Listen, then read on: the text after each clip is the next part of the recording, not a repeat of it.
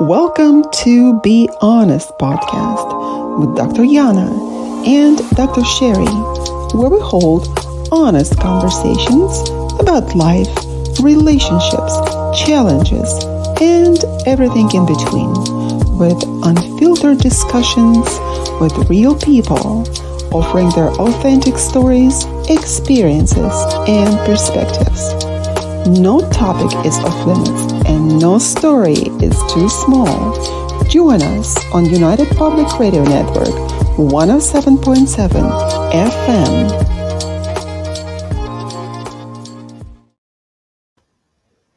Welcome, everyone. Thank you for tuning in to United Public Radio 107.7 live from New Orleans, Louisiana.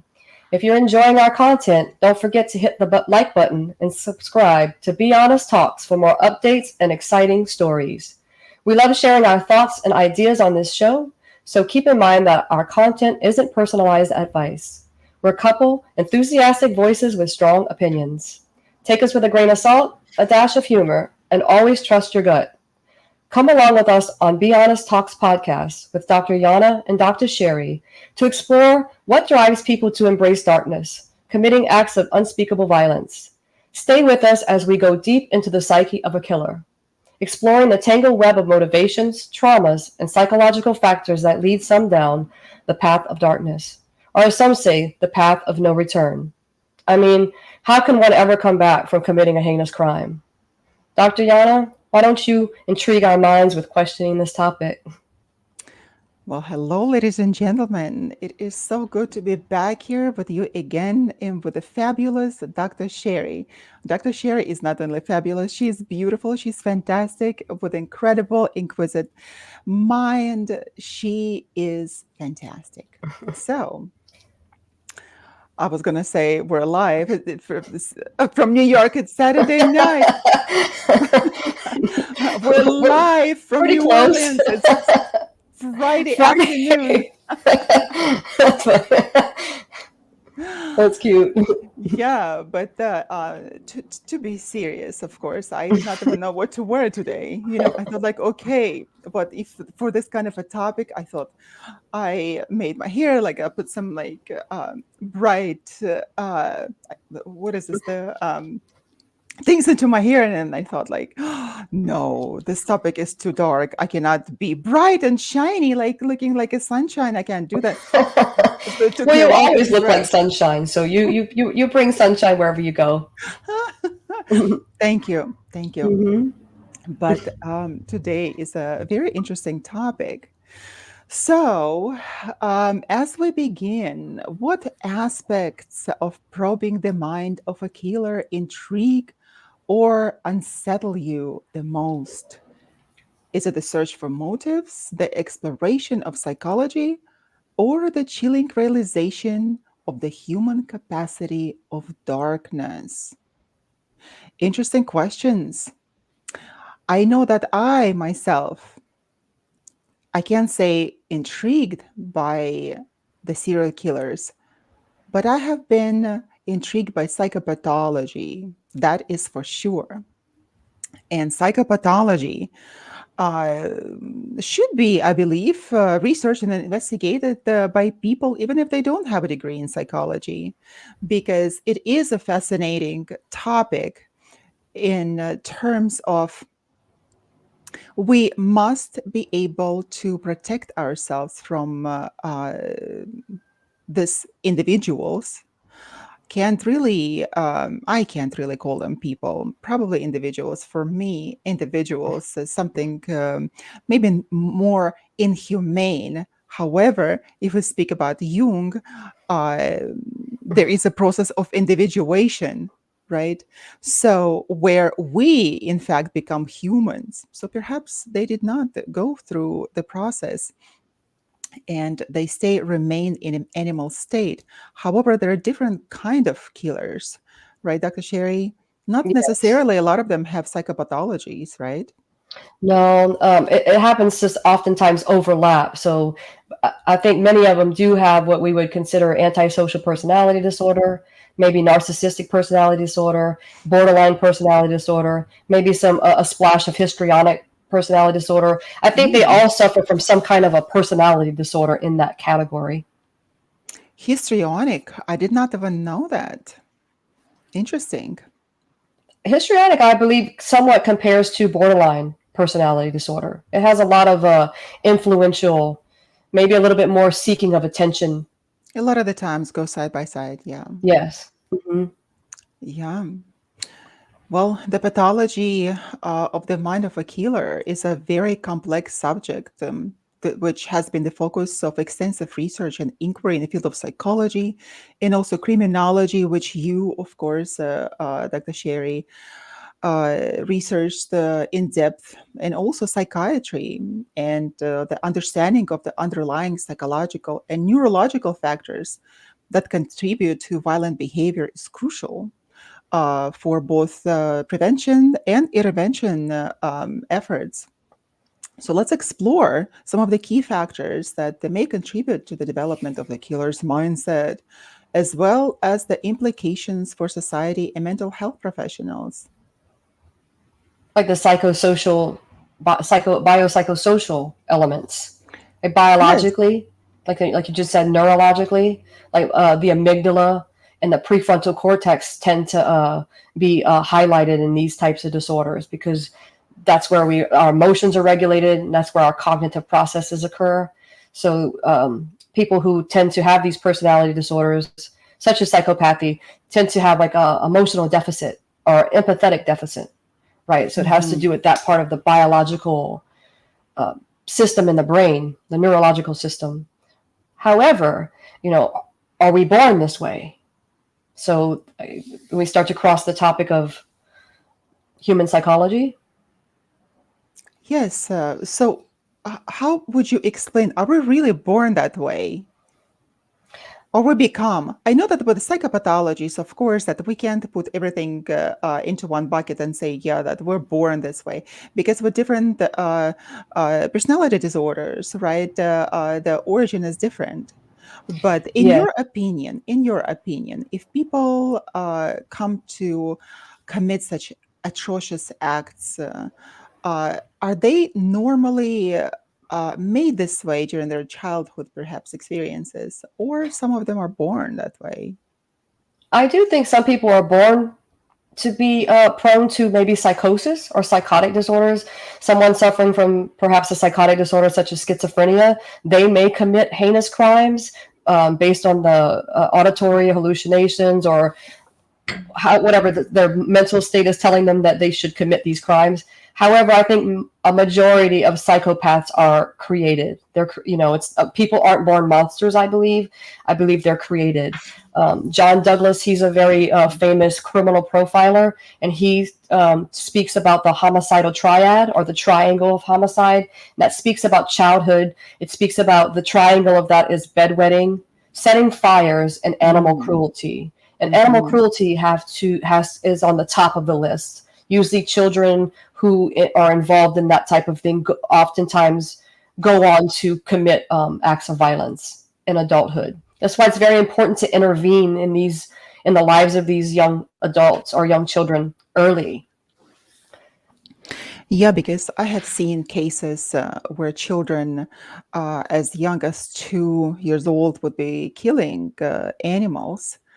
I remember that myself when I was, I think I Wow, was that's 7 very years young. old. Yeah, it is, and they don't have any compassion for the animals. I remember myself at 7 years of age, I saw a little kitten, and it was so unfortunate that I tried to get the kitten outside on the street. They were homeless cats, and I tried to get the kitten out of the hole that it was hiding. And I thought that I accidentally, by pulling the the kitten out, I think I must have damaged his eye. And I felt so horrible. I felt so bad. However, there are children that kill animals and then look at the suffering of the animal, and they're so young, 2, 3, 5 years old, and they are not moved at all by the suffering of the little creature. Yeah, I think as they get older, in the sense that they are moved, is that they are moved in a sense that is maybe I'll call it dark, in that they receive some kind of excitement in that feeling. It's an intrigue. They're excited that they have some kind of control or power over that entity or being, animal. Isn't that interesting that we are we can talk about something paranormal here because a lot of the times that I hear in the scientific community, even the conversations that behind the minds of the killer and different psychopathies that we can find in humans, uh, they are non-human entities. They call them, we cannot call them humans. There's something that stands behind them. And even those that identify as malignant narcissists, psychopaths, they do state that they may not be completely human. So something stands behind it, this animalistic tendencies to devour the one that does not probably belong to your clan, right? Or even belonging to your clan, you want to kill, right? To either to establish supremacy or sometimes just for pure fun. And that is Yeah. scary. I can understand what you're saying. How they don't seem of this world. However, I think we're animalistic by nature. I think with the evolution of the prefrontal cortex, which has allowed us to have cognition, that different. Really, our brain is bigger in a sense, differentiates us from a lot of other animals or species. The amygdala plays a big role in our limbic system. Let me try to stay on track here. I do think they're entities of this world. I just think that unfortunately the hardwiring of the brain was changed in some people in childhood for a majority of children because they suffered at such great abuse. I mean, fathomable abuse by the hands of their own caregivers. What comes to mind is the story of the Emperor Caligula. I know that perhaps he's not the most famous one, but the Emperor Caligula, he reigned only Roman Empire for about probably 5 years. And he was particularly a malevolent emperor. He was um, so cruel to his environment, to people around him, to animals, that he was eventually killed. But if you look at his history, at his childhood, he was there, of course, as a child, observing crazy behavior of people around him. Uh, if I remember that correctly, um, who was there? That there was an emperor right before him that was also very cruel, and there were even parties that were created. I'm so sorry that I can't even speak about it that fast because uh, this story is not only fascinating, but they're really difficult to even to comprehend, to talk about it, and my mind compartmentalizes, Try to and I have to disassociate. disassociate. I have to bring it back to normal. Yeah, because Take your time. you want to go into this existential conversation and the um, line to even discuss that topic because that's such cruelty is awful. So what happened during his childhood? He was a child present at the parties of for nobility, and they would come to this extravagant palaces. However, those people that would come to the parties that belonged to Roman nobility, they would be humiliated.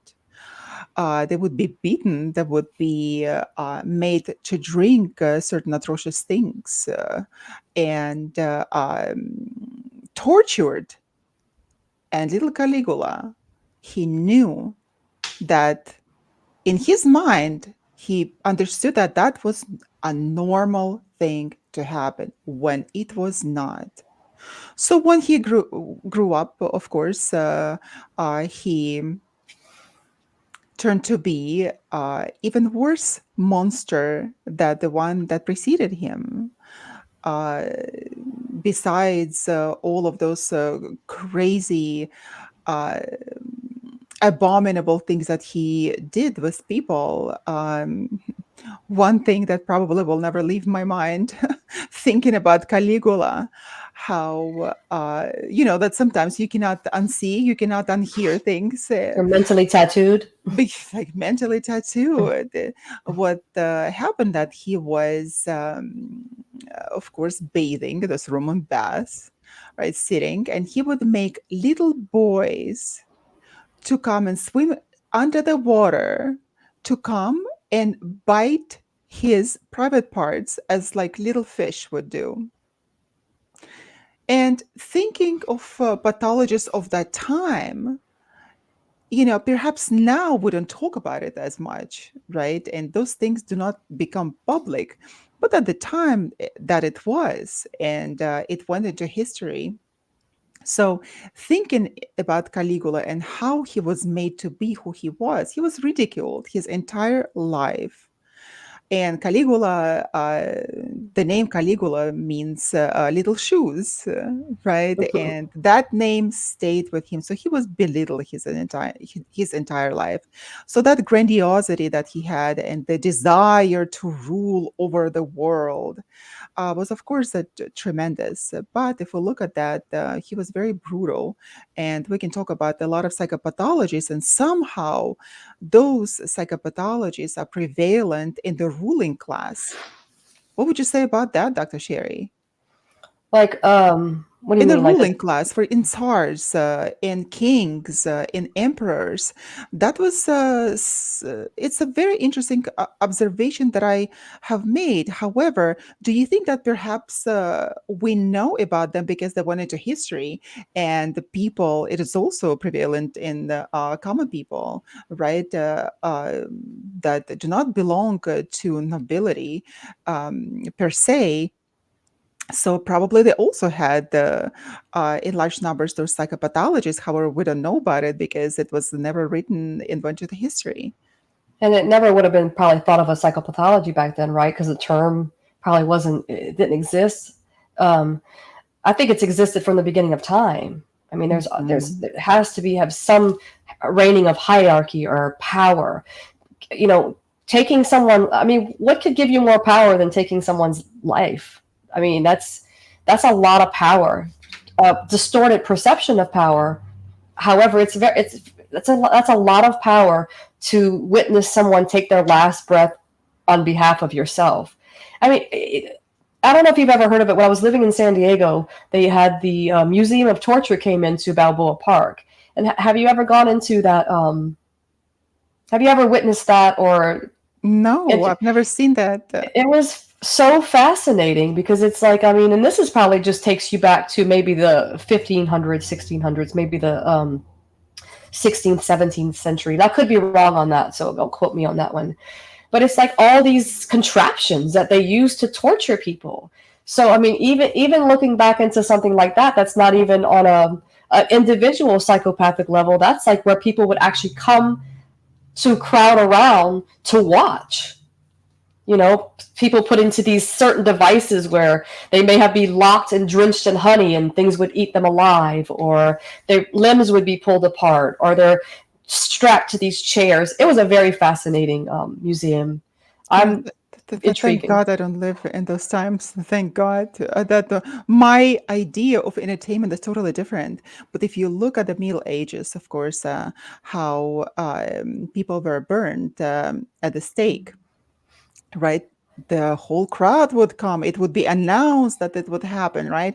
And crowds would gather around and cheer and scream and yell, So that was really concerning. But that was the entertainment of the time. And the Of course, same thing happens today. media portrayal. That's why we're so intrigued. You can still show up to executions. Some people, not everyone, but some people are still, let me go on as far as to say, privileged to show up and watch someone to be executed, like a loved Yes. one who was murdered. You can still go. I think I believe in certain cases, the family can go in and witness that person being executed. So in a roundabout kind of way, it has trickled down. And the media portrayal, I mean, that's why we're so fascinated with these things. It's such a taboo. I've always been fascinated by it because I could not. It's so unfathomable to think about, like, just why people do that and Yeah. what drives them to do that. Although I did not see that in San Diego, I saw that in the Tower of London. And it does fascinate you just to see, just to imagine that there were human beings centuries ago that undergone such cruelty. And what happened, of course, that they would bring all of those torture devices into a different room. However, in the real place where the torture chambers were, now there is a gift store. Dr. Sherry, can you imagine there's a gift store in the torture chamber? If you just take yourself back in time, you would think that, oh my God, it is like a basement type, and it used to be a torture chamber, and you can only imagine how much pain was left behind. And the souls are, in fact, who were tortured to death in the Tower of London. Let's just take one place in history that the souls are not at peace. Of those people, they are not at peace, and they still roam the premises of the Tower of London. And I saw them with my own eyes. Well, now we're going to the science and the paranormal. We're overlapping here. Yeah, but those souls are unfortunately are not at peace. The violently killed people. So, Do they ever go at peace? huh? How do they find peace? Do they ever go at peace? Like, You from your know, experience? in my experience, souls do look for peace, but they cannot find it. For example, I can tell you that the interesting story that happened when I was visiting the Tower of London, and I was intending to come back to the Tower of London to even interview everybody about their interesting experiences, because I was just taken aback. I started asking the guards somehow what they call like beef eaters, something like that. And those guards, they live on the premises, and of course they show you around the Tower of London. They don't particularly talk about the torture chamber. That was years back. But I would explain how everything took place in the Tower of London. And I remember myself that I was in that little chapel, absolutely small, little bitty chapel on the premises of the Tower of London that used to be the palace for the kings and later became the prison. So I stumbled and I nearly fell, like on the completely smooth surface. And there was nobody else that went into the chapel. Like a lot of tourists, they just like to roam around, see things, and they're fascinated by the murders, all those stories, right? And I was there by myself and the guard, and he smirked. I'm like, what's funny about it? I nearly fell. And he said the interesting story is that on the same place, the queen believed that was a Queen Victoria. She also stumbled on the same spot, and she ordered for the floor. Of course, the floor was not as it was today; it was a wooden floor, to be taken out, taken apart, and see what's underneath. And there were bones of all of those murdered people at the Tower of London. They would just like put them there. And a lot of the times, people who were tortured to death in the Tower of London, they belonged to nobility. So she put them and made an effort to identify those bones, and they were given the proper, so to say, burial, but their bones are still in that little chapel. But another story that fascinated me, that I asked the same guard who lived there, he told me that since you're asking about those interesting stories about the people who were murdered here, just because they live on those premises, right? And he said, my wife and I would live in the one of the cells, of course, and there were rooms, and they're modernly um, set up, right? And they were made into the living chambers, living spaces as we're used to them now. But before, they were just regular cells for the prisoners. And he said that there was this Count of Devereux. And that Count of Devereux, the interesting story was that I forget whose lover he was. It was mine back What then. He could was my lover back then. I admit. yeah, he was a lover of one of the queens, and she gave him a ring and said, "If you are ever in trouble, send me that ring, and I will help you." So, what happened when he was imprisoned at the Tower of London? He cannot really get out of it and personally deliver the ring to the queen. So he sent the maid, and maid never made it. Maid kept the ring. Shucks. Shucks. And she So, lived happily ever after. yeah, and he was killed. So that was a story that he told me, but he also said that he found a picture just because he lived in a cell of this Count Devereux. He found a picture, an image of him, and put it on the wall. And as soon as he told me that, I said, "You got to be kidding me. You must be out of your mind." So the person finally left, even he was dead. He left this room, he left the cell, and you brought him back and hung it right on the wall where he spent his last days. And he said, "It is funny that you say so, because," he said, "every time that I would leave the room, and my wife would just leave the room, his picture would always find its way right by the door." And I said, "No wonder, because he never wanted to be there. He was still alive, right? And his soul is alive. He does not want to be in the cell." And I asked him to take the picture off. I said, "Take his picture off the wall and just never put it there, because his soul is not at peace." And he said, another interesting thing that happened is that my wife, he said, always loses all of the rings in that room. And that was probably associated also with the story of the ring that never made it to his beloved queen. And he was murdered. So interesting. If we look at that, at the people that were brutally killed, and that would be innocent people that would get into the web of the political scams, right? So that's interesting, how their souls are not at peace. So their souls aren't at peace. I mean, this is like a whole nother show, right? Yes. Drifting into the paranormal of like a different show here. So if the soul's not at peace, does that mean there's not reincarnated? I mean, I'm not affluent with this topic, so I just ask if a soul is still drifting, does that mean they're not reincarnated? Would that symbolize that? Well, I believe just because they have still an unfinished business here on Earth, I believe they stick around. They stick Okay. around. However, I heard, and I've also personally seen people whom I regressed being hypnotherapists, whom I regressed, who were in fact killed before.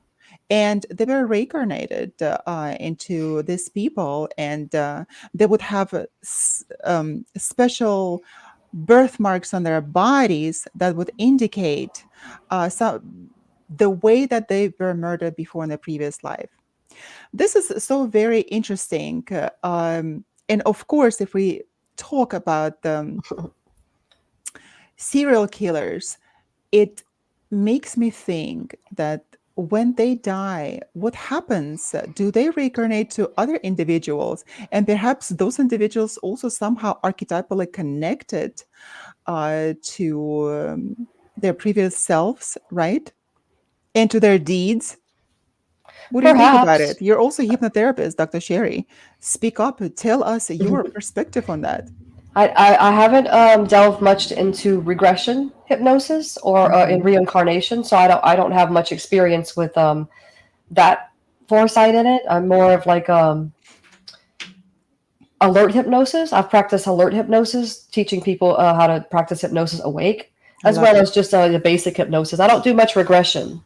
But one thing that struck me when you were speaking about the bones, it's like how just finding someone's bones with all the science we have today, that the dead speak to us in that manner, like with autopsies and how they leave behind a story that the serial killer or the murderer, let's just put murder, it's not always a serial killer, but when you find it in that often case it is, but it tells a story. And one thing that kept coming to me is like when you talk about killers, there's different types of killers, but they're also either organized or disorganized killers. So there are organized killers who are very methodical. They calculate their murders. They search out certain victims. They have their crime scenes are usually clean. They take precautions. And then you have the disorganized crime scenes or the murderers who are impulsive and reckless, and they oftentimes leave back a lot of evidence. So that's one thing that popped in my mind when you were speaking about the bones being under the floor of the Tower of London Chapel. chapel. And you have a very rich history. I like it's very intriguing. You have very much a lot of knowledge in history. Well, that I visited that place, and of course, I'm fascinated about the history. Uh, what fascinates me in the history and why I'm so that I have been reading books since I was very little. I remember that we had a huge library, and I would always, my favorite passing time would be reading books. And I remember that even flank with the not going to school, pretending to be ill at home so I could sit and read books. It was crazy. It was so crazy. But yes, that's essential to remember history so we would not repeat it. But we have the saying that history repeats itself. So how come we, uh, smart intellect in with human beings with intellect, how come we repeat the history again and again and again? And even now, if we look at what happens in Palestine at this time, it is so horrible. And how we now in our modern world, how are we capable of killing, murdering, or mass murdering other human beings? What gives us the right to do so?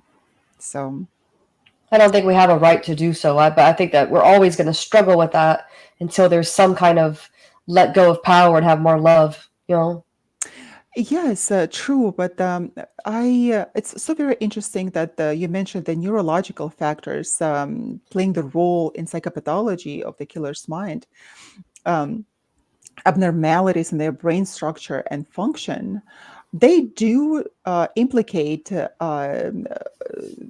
violent behavior, right? For example, even the dysfunction in the areas of brain that are responsible for impulse control, emotion regulation, and empathy, like you said, they predispose people to aggression and antisocial behavior. So Yeah.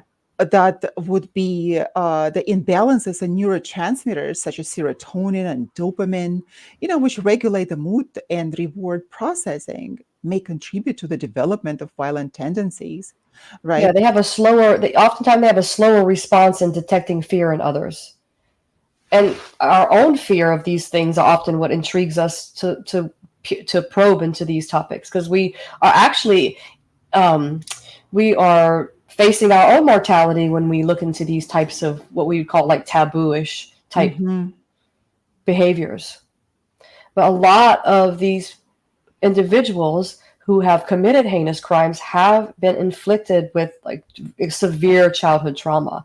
And even those who haven't, like for instance, a lot of people may go on to say like Ted Bundy, he supposedly he didn't have a terrible childhood, However, some people don't know that um, when he had a sister, and when she was a teenager, she got pregnant, and she was sent off, and his parents raised the child, and he thought his mother was his sister. So he and that so it was like he learned that later in life, which probably set something off. So it can be an array of things. But a lot of people, like there's the serial killer from Colombia, Mm. Luis something, and he murdered over, they think, at least 168 young boys. But when he was a child, he grew up in a family that was his own father abused him sexually. They were violent alcoholics. His family. He would give him to the friends to abuse him and torture him, and he actually went on to do the same thing. Yeah, like in the case of Caligula. Hmm.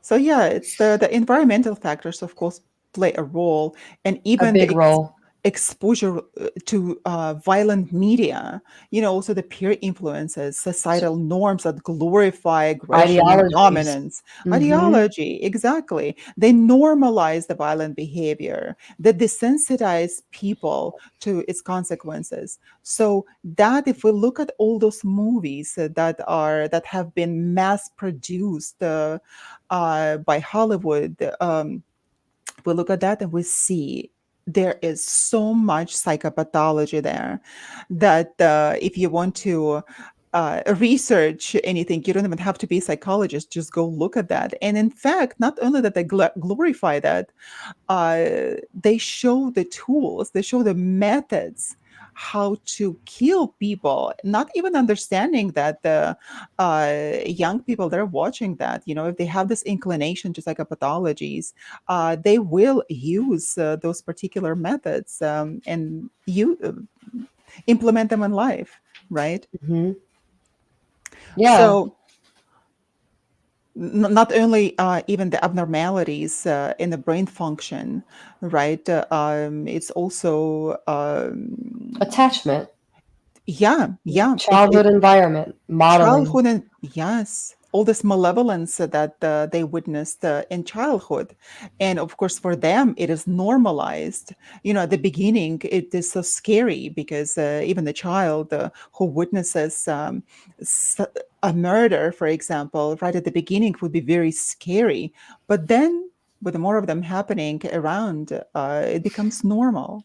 And A lot of them, I think a lot of people that commit these heinous crimes suffer from inadequacy. They were bullied in school, they never could amount to anything, so they just walked down that path. It was their way of gaining power back. It's their way of, by taking power over someone else, they're gaining their own control and power.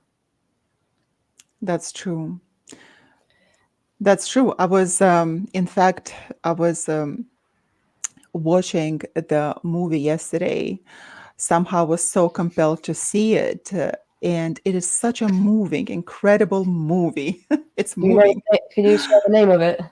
That was good Will Hunting. Oh yes, Such a fantastic movie. And Robin Williams played a psychiatrist there. And what's his name?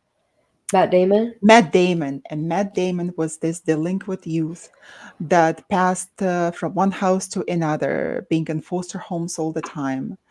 And of course, um, he was pushing everyone away. That was his way of dealing with the atrocities of his childhood. So what happened is that he became antisocial, of course, and it took a person who was really interested in him to heal him, to let him know, who also had a trauma, because this is a story of wounded healer. Uh, so Robin Williams says that psychiatrist, that's such a moving moment in that movie, that he comes to him, to Matt Damon, and he says, "It is not your fault." And Matt Damon's like, "Oh yeah, yeah, I know." But Robin Williams then repeats, "It is not your fault." "Oh yeah, yeah, yeah, I know." Of course, that when the defense mechanisms kick in, that yeah, I know that nothing new here. And then Robin Williams continued persistently say it is not your fault.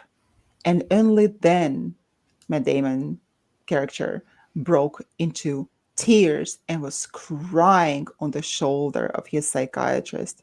So a lot of the times it is not the fault of those people who grew up in these atrocious conditions, but No, no, it's oftentimes the pair. It's our modeling, social modeling, but oftentimes it's if a child has a disorganized attachment and doesn't have love from the child, even if that's probably a very low percentage that's depicted in that movie that someone can move to break the barrier to form an attachment after so many, once you get to a certain age, if that hasn't been formed, I think it's very difficult to attain that for some people.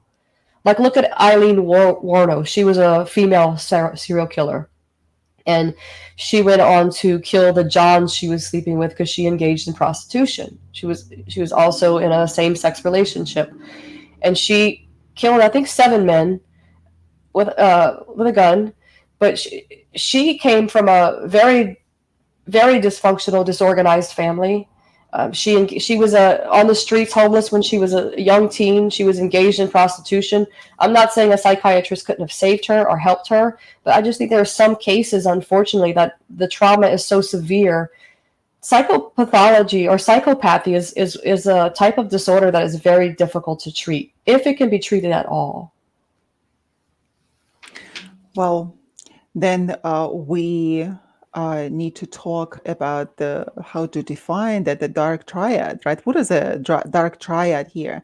Narcissism, Machiavellianism, and psychopathy.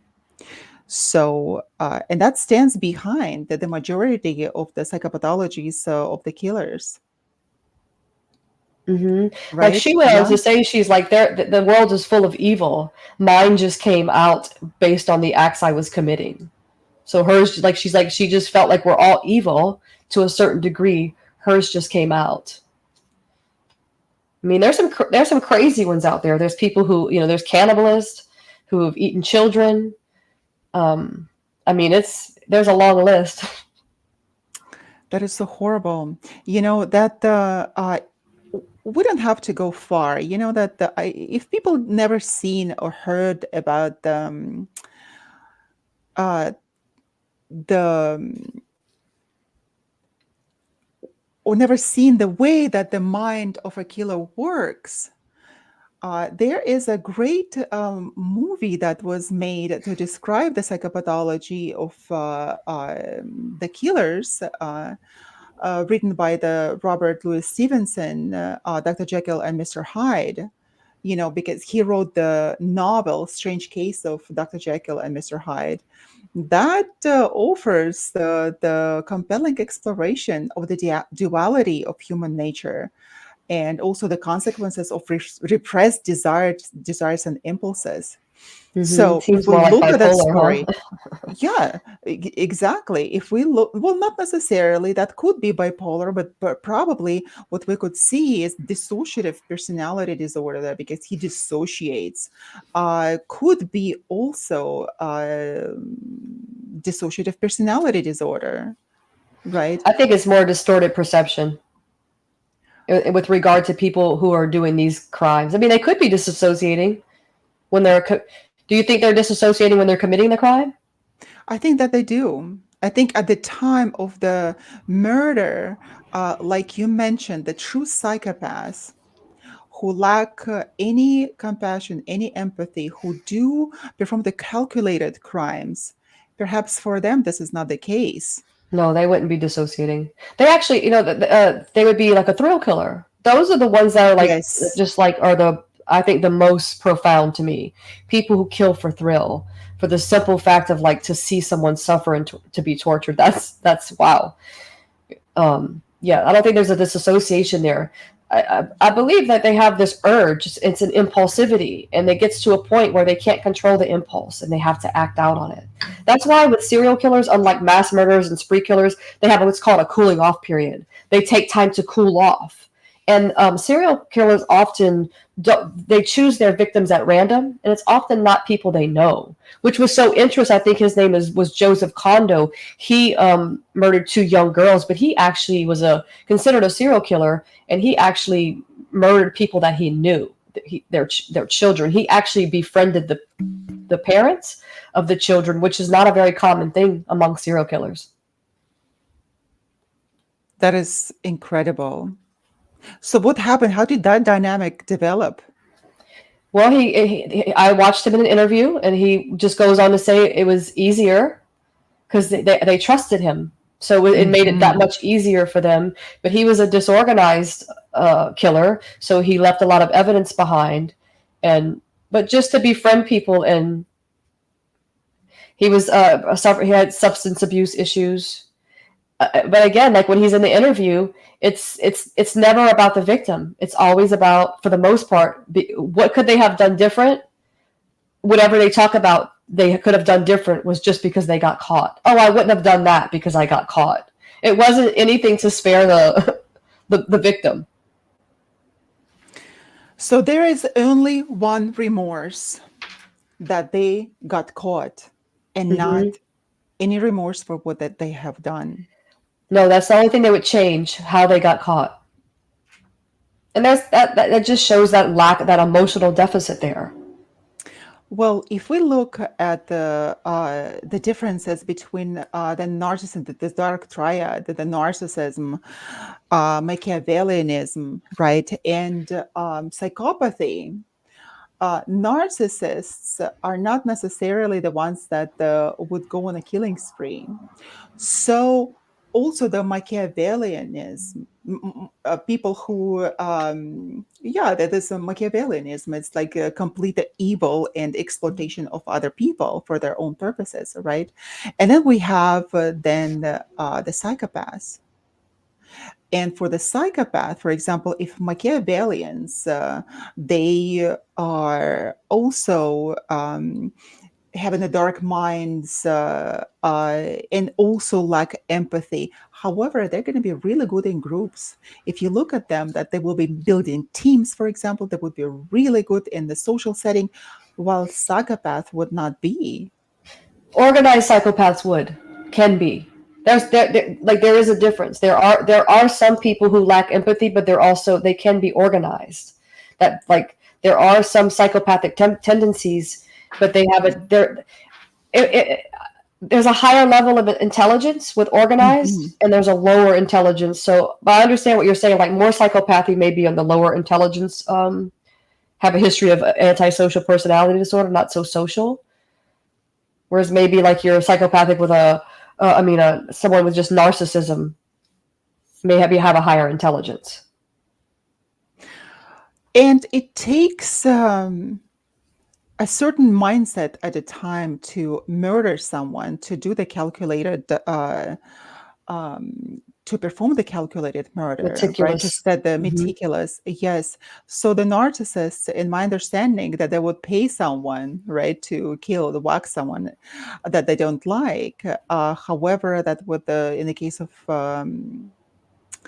psychopathy, and those that are not socialized psychopath, they would kill with their own hands, like you said, for the thrill. And even reach out post. Like if you think of Dennis Rader, if you know him, he's called the BTK killer. He's the bind, torture, and kill Mhm. man. He had a whole family that he living a normal life. I think he was a park ranger, some sort, something like that. Like, don't quote me on that either. But he would send letters to the police, and that's ultimately what um, got him caught. But like that grandiose behavior of like ha ha ha, I like not only did he thrill seek to kill people, he went on beyond that to send letters to the police department taunting the police that they wouldn't catch him. I have always thought, what if, seriously, what Hmm. if I did not have empathy? Would I be able to empathy or even conscience? Because sometimes we can have too much conscience. Like I have too much. I'm highly Well, you have to be conscious. You have to have conscientious some type of person. conscious. My conscience is that out of the roof, and I can feel bad for the consequences of my actions. And of course, I don't even perform those actions because I already think of the consequences that they can have on the people. But I always thought, what if I didn't have it? How much could I have achieved in life with a good heart? Not to commit those atrocious crimes, of course, but how much could we have achieved if we did not have uh, um, conscience in this regard, right? You would Well, achieve anything. hold on. This I is mean, not okay. not correct. Like conscience, like how can you not have conscience, right? Yeah, that the psychopaths may not. So I just thought that what if we did not think of the consequences of our actions? So as human beings, of course, we're wired uh, Then we would be to be like, then social we would set creatures. ourselves back hundreds of thousands of years. That's exactly what we would do. Because our brain has developed over time to develop a conscience of what we have today and social construction. So all you have to do is look in history. I mean, as history repeats itself, you could just look back and be like, well, how could someone have murdered millions of people?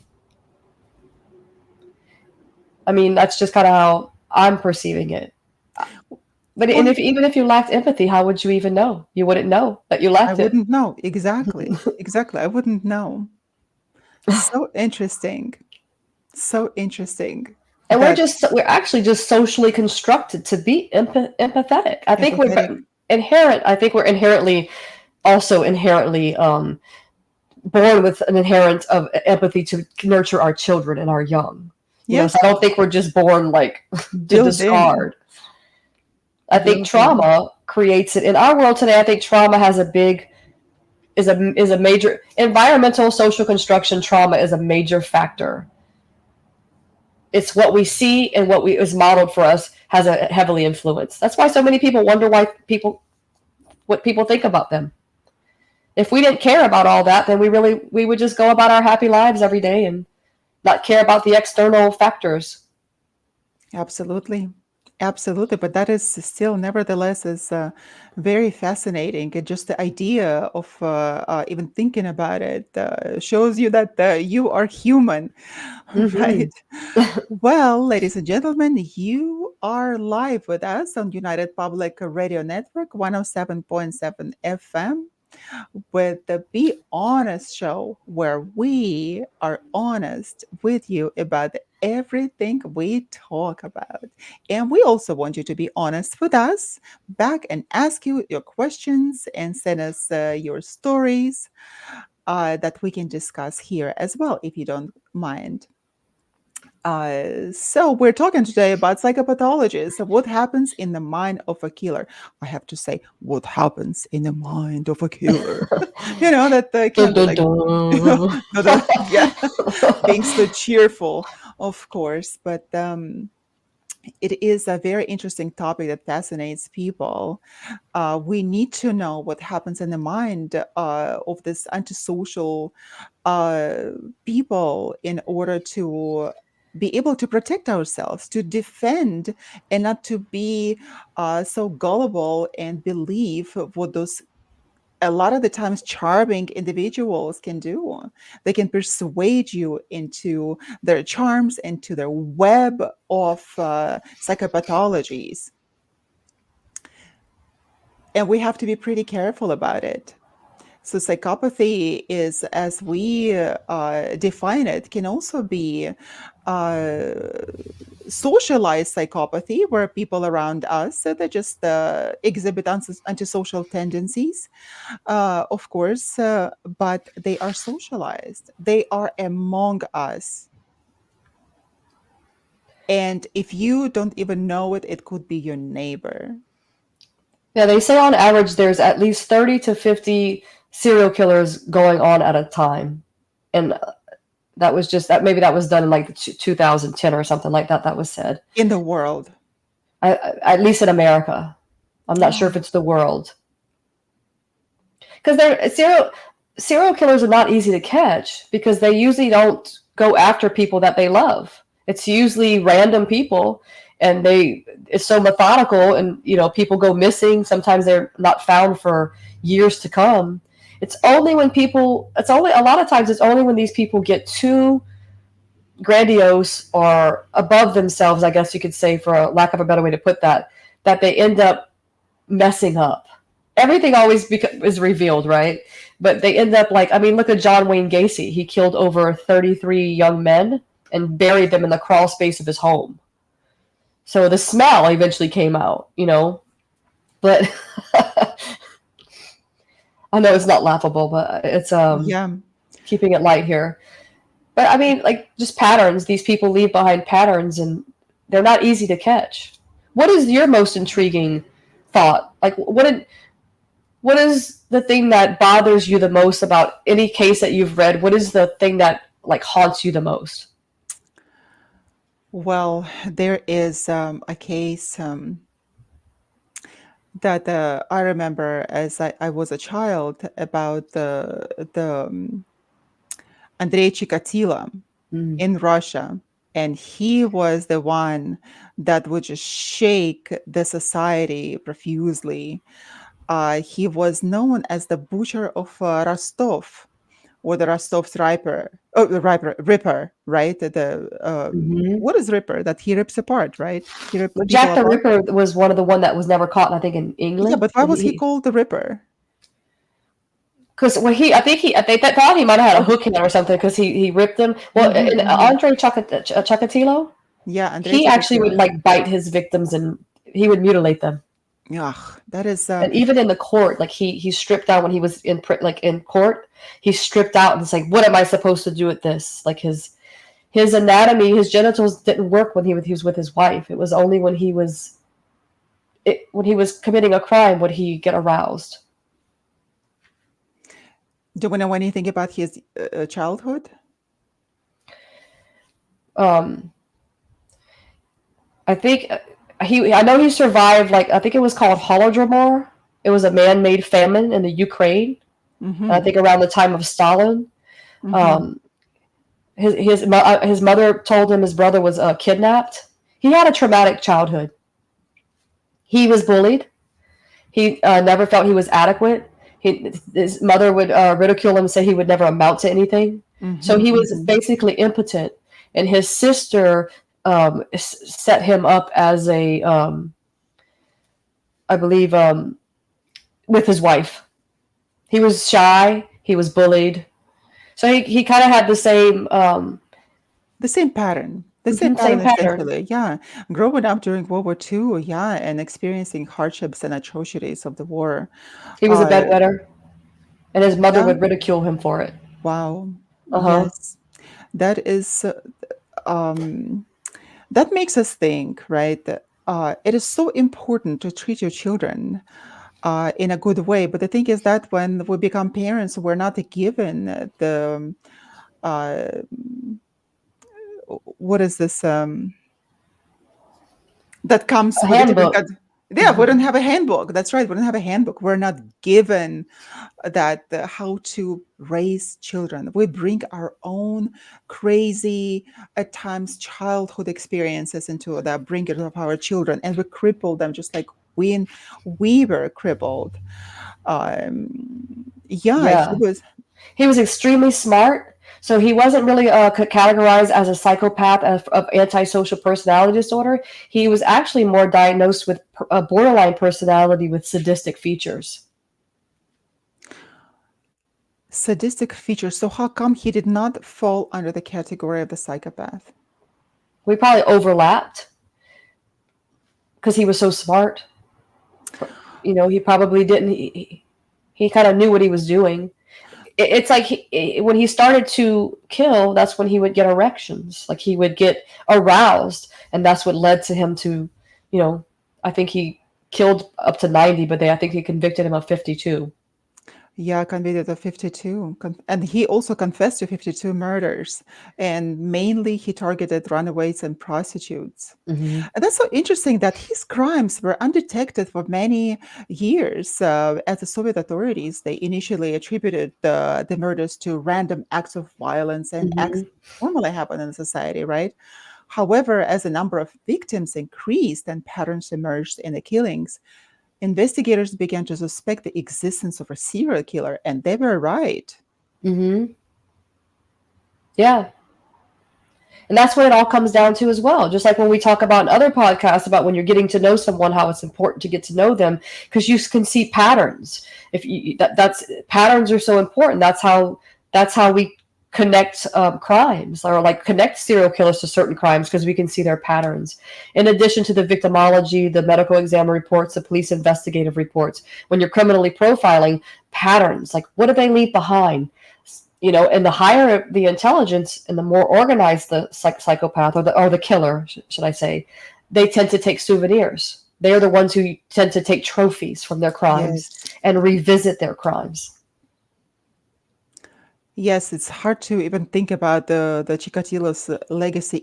Even the last name Chikatilo, it already gives you the shivers right down your spine because it's such a horrible last name and is associated now with the murders. That his cases continue to be studied by criminologists and psychologists, uh, Yeah, trying to understand the motivation and behaviors of serial killers. yeah. The most profound case that it's always resonated with me has always been John Wayne Gacy because he was called the Killer Clown and Albert Fish. Mm. In addition to like Edmund Kemper and Ed Gein, I believe it was Ed Gein that they did the Silence of the Lambs, Texas Chainsaw Massacre, and I believe American Psycho. I think that might have been Edmund Kemper, who he actually killed his mother. American Psycho was, I believe, over Ed Gein, who was obsessed with his mother. But Albert Fish was a child rapist and a cannibal, and have you heard of him? No, I have But he not. would like whip himself and stick pins into his body. So I think post mortem Self-mutilation. self mutilation, and he actually lured a 12-year-old child named Grace Budd, telling her parents he was going to take her to a birthday party, and he was called labeled the Moon Maniac or the Brooklyn Vampire, or the murderer of werewolf of Wisteria, I believe. And he lured her. He said he didn't rape her, but he sent a letter to the family saying that he ate her. So it was just like that. It's just always been so profound that these people, like, just mind blowing.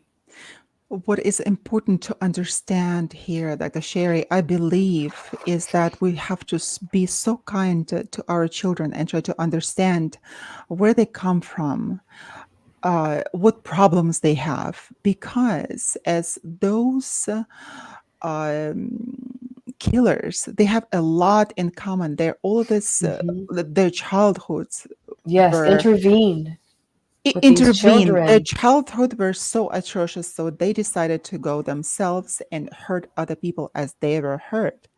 So, and we can see the dynamics here, right? The pattern that they target prostitutes, runaways, misfits, people who are on their Vulnerable. own, vulnerable, who cannot find themselves. And Hmm. a lot of the times we have teenagers who run away from homes, who are so angry at the world, at themselves, so they become an easy prey. Hmm. It is so absolutely, I believe, important to show kindness to our children, and not only to our children, to our other children as well that we see. Of course, we have to reprimand them for this bad behavior, right? But at the same time, we should see the human there because they can easily fall prey to psychopaths like this, the antisocial individuals, because Hmm. if we ourselves are so critical also in our households with our children, and we never praise them, or we of course like we don't have the handbook, right, that if we are not warm people ourselves, how can we share warmth with our children, right? So if they run away, they look for some warmth and understanding someplace else, and those individuals, psychopathic individuals, they are looking for the prey in those people that are so vulnerable. So what happens? They come and they promise to the future victims, everything that they desire. They are fantastic human psychology detectors. They can read people so well, and they take Or advantage of it, yeah, or they run away and they become those people. They become the perpetrators. or they You know, become the you would think perpetrators. if you have suffered, what's so perplexing to me as well is some of these people have suffered so much immense trauma, like brutally, like raped and murdered as children. I mean, raped as children, that they go on to do the same thing. And it was always so. It's profound that they actually commit the same crime instead of trying to protect children. Like they go out and carry out the same dynamic. That's what's so intriguing about it. Instead of protecting, and that's why I'm an advocate for trying to create programs for children, and if they can't be mentored at home, that's why we have to lift up teachers, because teachers, it's a tough job to try to see each child in that classroom, you know. Absolutely. Absolutely. That all we can do is to try and succeed, try and And succeed, do, yes, do what you and can do and it do. exactly, because by trying, we can attempt to help people, of course, but if they don't want to be helped, as adults, we can't do much there. But if they're children, we can knock through that shield that they put up in order to protect themselves from the world, and we can knock and finally have their hearts open up and talk to them, not just purely dismissing them, because essentially when they behave like that, they are asking for help and they just don't know how, and that is why they act up. And of course, it is such a complex dilemma, and every case is a separate case and needs a separate approach. um, so, Dr. Sherry, I wanted to ask you, I know that you studied forensic psychology. So, what are the techniques used to understand and catch killers? Criminal profiling to catch them, Hmm. evidence. You know, I mean, to profile them, to understand their childhood, where they come from, what you can find out about them, victimology. Why did they choose that victim, and then what was their modus operandi? What was their mode of killing them? What was, you know, their strategy? Were they disorganized, unorganized? Where the crime took place? Um, you can also police investigative reports, the medical examination, the autopsy if you have a body, which most of the time that's what links the cases. Those are the types of things to catch somebody on the run, to try to link the patterns and where they might be next. How many people have been found in a certain location? Once they're apprehended, then you can go on to do psychological evaluations to determine their diagnostic criteria, such as AP, antisocial personality disorder, or so on and so forth. What is so interesting to me that a lot of them they plead Not uh, guilty by reason of insanity, which happens in less than 1% of the cases. just less 1%. I thought it was more Less. prevalent than that. Well, they may try, but they won't be convicted. They won't be acquitted of it. It's a very difficult thing to try to bring forth. And oftentimes you have to go through psychological testing to be deemed unfit to even, sometimes you're deemed unfit to stand trial. Same thing, some people are deemed unfit to be executed. They're not, um, Unfit to be executed. That or is like such. they can, or like to stand trial. But yeah, there's a, I believe that's also a notion there. They have to be deemed eligible. Eligible to be executed. Maybe it's a good thing that I'm not in the law enforcement, because I would plead for um, what is it called? No appeals. No appeals. Just absolutely no damn appeals for those cases. Uh, our legal system has so many loopholes. Every legal system has lots of loopholes that you can use to get away and not pay the price for the murders that you have committed, right? Yeah, I think a lot of powerful systems in general are run by very powerful people who themselves may have tendencies of narcissism. Oh, yes. Oh, yes. That is why they are in a position of power. That's how it happens, right? Or it's psychopathologies, right? Psychopathy. That if we just look at that, if we take uh, each person up there, of course, we may find something there, right? Something that is abnormal. And aren't we going to, in one of our following episodes, speak about abnormal psychology? Yeah. I think we are. Yeah. Yeah. We are going to I mean, we're talk about speaking it. about it now Yes, as well. yes. Yeah, as a precursor to our future episode. Mm-hmm. And we can go in depth there as well. Mm-hmm. So now, of course, for I would go for death penalty, and somehow it is not the it was canceled here in the United States, right, or not? Oh no. Well, it was at one Each point. It was state is different, people. right? Some people's executions were commuted, right? So they were like, I think Charles Manson was one of the, may have been in that era where they couldn't be given the death penalty because it was off the table. They have it now. People are being executed, and now they even have a new technique where I believe it's a different type of gas that they're inhaling to perish.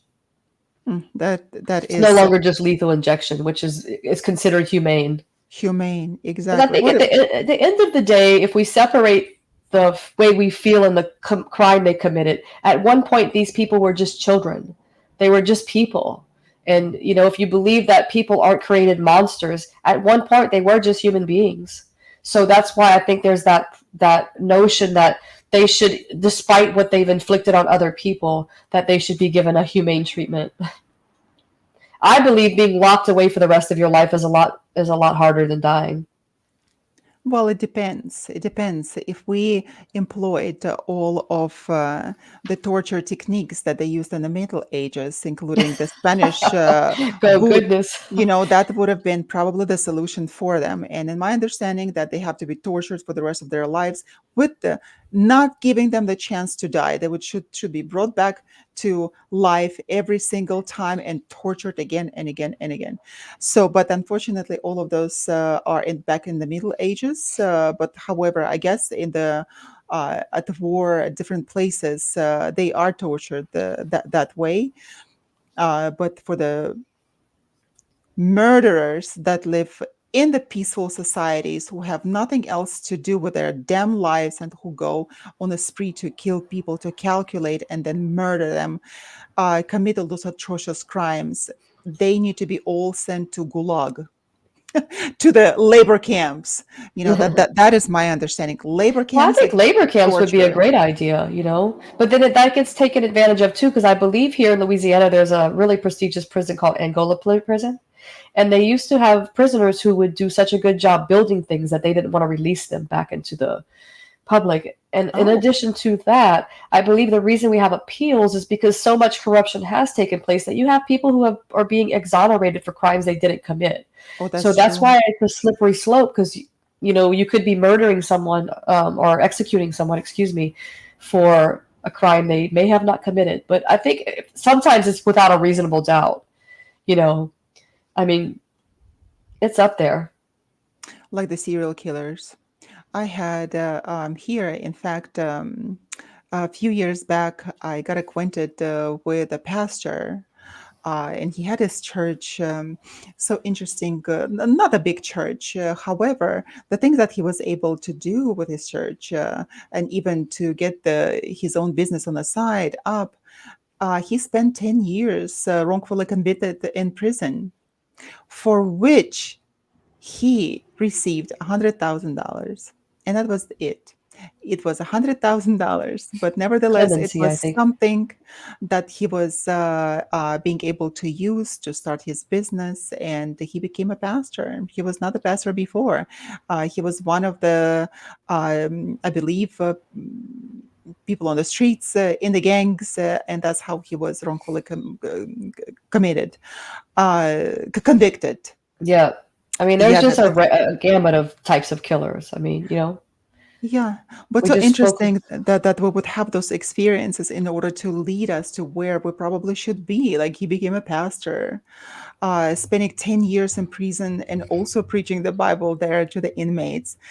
Um, it's a very difficult also topic here that we're discussing, you and I, Dr. Sherry, because it's a lot of people were wrongfully convicted, and all Yeah, they got that's was why yeah. there's the appeals process is so long because of Hmm. that reason.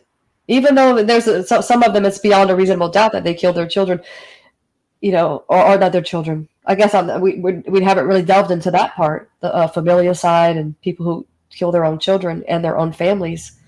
That's another So what type of. happens with them? What happens with those people? I think there's different motives for people who kill, right? There's financial gain, there's power and control, there's psychological dysfunction, there's sexual pleasure, there's psychosocial aspects, there's ideological beliefs. There's so many different motives as to why people kill.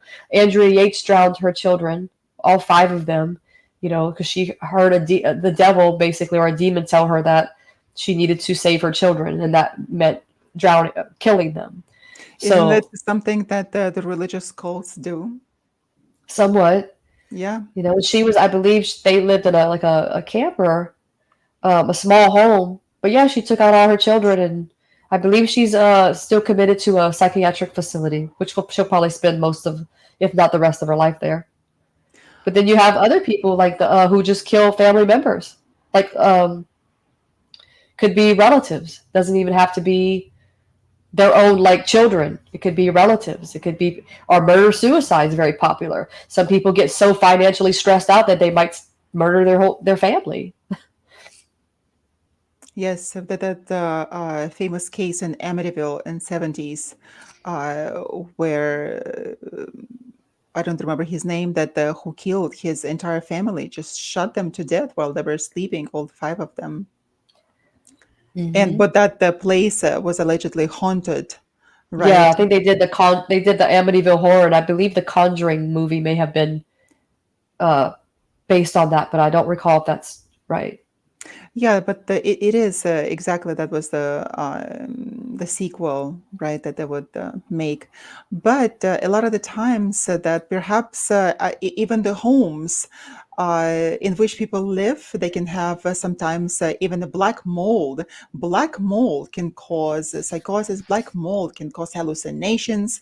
So if we just look at that, how environmental factors affect human beings, it's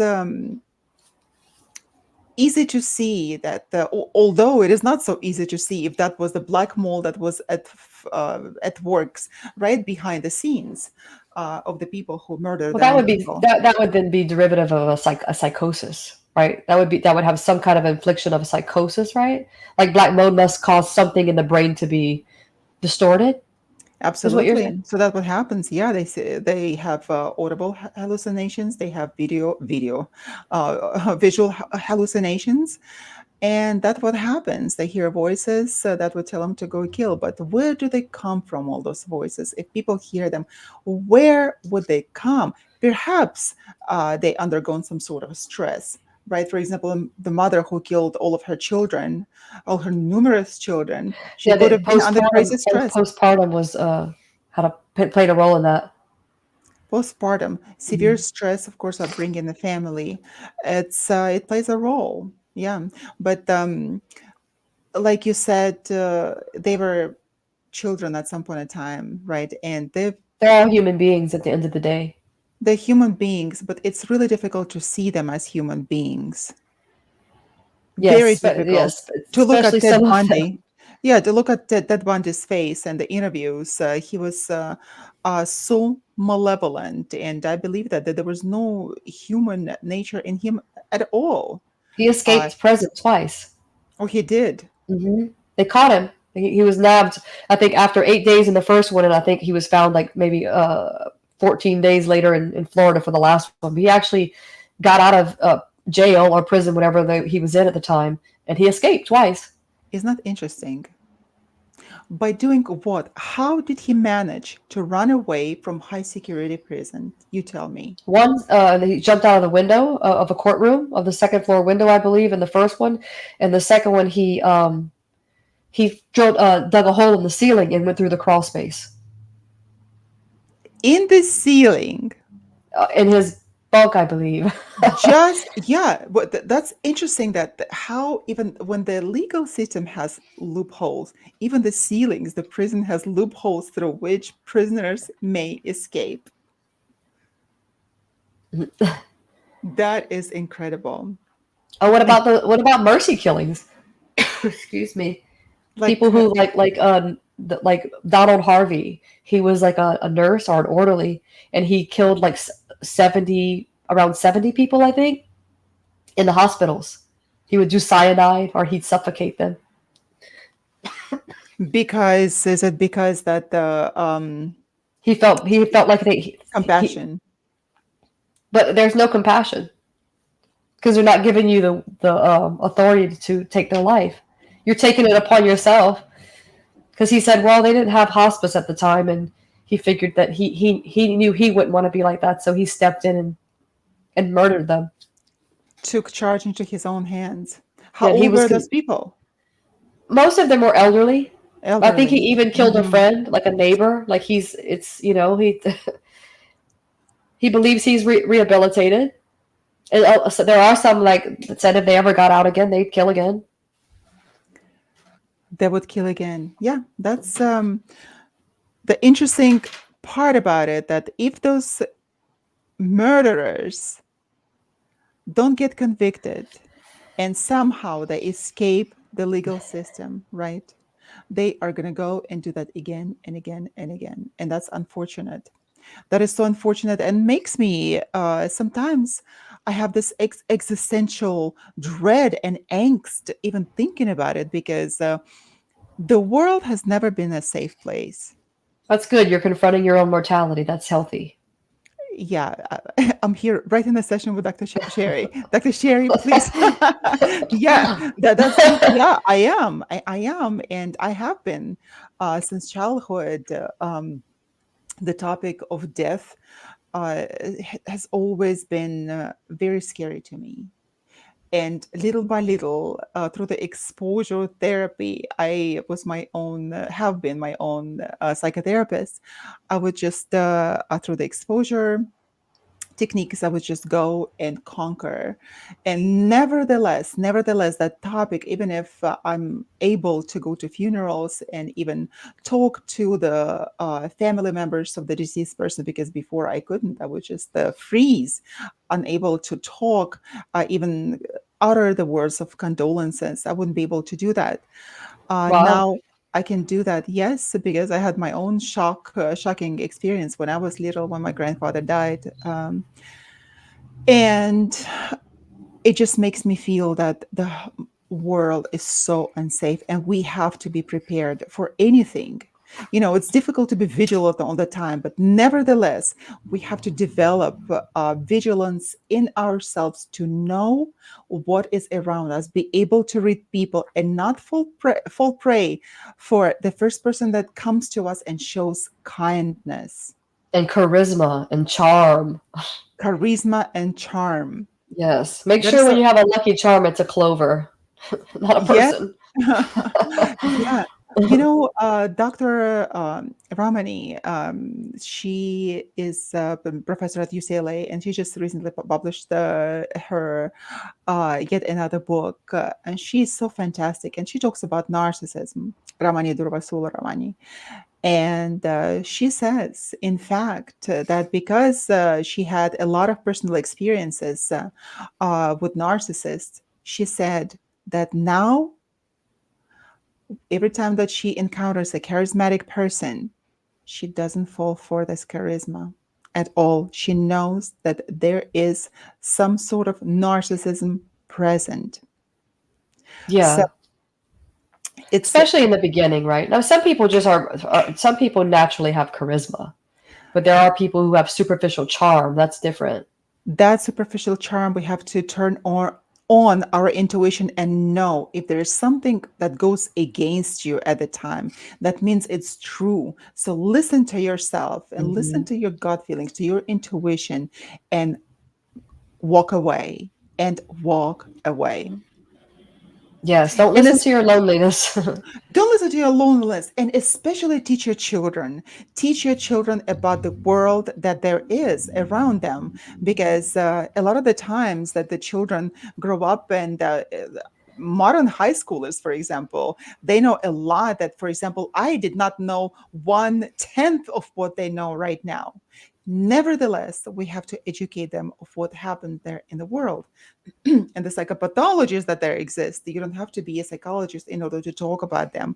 But as my grandfather taught me when I was little, he said, listen, he said that you have to have eyes in front of you, that you have two eyes. You have to have two eyes on the back of your head. You have to have two eyes above you and underneath you, and on all of the sides of your body. You should always be aware what is happening around you. So he would go, just like I did with my children as well, that I would be in either outside or in some sort of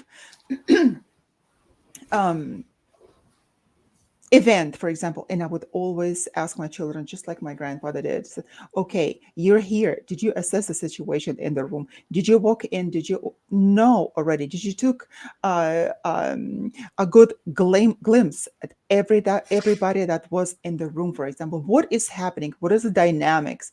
What is everybody expecting? What do they look like? And you have to be able to be aware. That is probably not everybody's cup of tea, but that some people may argue and say that, oh, that will just make us be paranoid. No, it would prepare us for certain conditions that at some point in time in our lives, the psychopaths will come, the narcissists will definitely be there, and you must recognize the signs of those pathologies and defend yourself. So that is why Dr. Sherry and I are here going live with you every single week to talk about things that can go wrong and things that All right. actually go right. Yes, exactly. Can go right and wrong. And to give you our expertise and share the advice, and hopefully to get some stories from you and your experiences, please write to us. We will respond. We already received a few stories and questions through the email, for which we are thankful, and we are happy to read. We read every single email. Please write us more, and we will discuss it on the live radio. So, um, we have been discussing the psychopathologies and what happens in the mind of a killer. So, the pathology of the mind of a killer is a multifaceted phenomenon that involves a complex interplay of biological, as we discussed, psychological, social, and also environmental factors. While there's no single cause or explanation for violent behavior, the research, as we discussed, suggests that underlying mental illness, trauma, socialization, and neurological dysfunction all can contribute to the development of killer's mindset. And so, by addressing these factors through comprehensive intervention, treatment efforts, societal efforts, we can work toward reducing the incidence of violence and promoting mental health and well-being for all people, if that is possible at all. But we will always try. That's right. So, Dr. Watch Sherry, for patterns. what are we talking next time? Well, abnormal psychology. We're going to surf a little bit more on the wave of psychopathy, Exactly. abnormalities in the neural part of our lives. We will be unlocking the mind, right? We will come and unlock our own minds, Dr. Sherry's and I, and we will discuss abnormal psychology. So come and join us next Friday. We will tell you something very interesting. Meanwhile, you've been with us live on United Public Radio Network, 107.7 FM, on Be Honest Talks podcast and the radio show. So We're thanking you for joining us today. And Dr. Sherry and I, we wish you a happy and wonderful rest of your day. That's right. Happy St. Patrick's Day coming up. So are you interested in going into a graveyard tour? Are What's, you what's that? can you walk into a graveyard? Is that one Oh, of the, since you're like, well, graveyard. we have a Uh, couple more seconds. I figured I'd ask yes, before we, yes. You're so interested. Yes, I can go to graveyards, and okay, of so that course, doesn't bother you. Okay. right. The cemeteries, right? I wouldn't. Okay. I could go, and especially if they're old. But this is not my favorite passing time, of course. But if I have to, I will go. But I don't really like doing that. But thank you for asking. Okay, you're welcome. All right. Well, hugs, everyone. Have a fantastic day, and we will see you next Friday. Oh. Bye.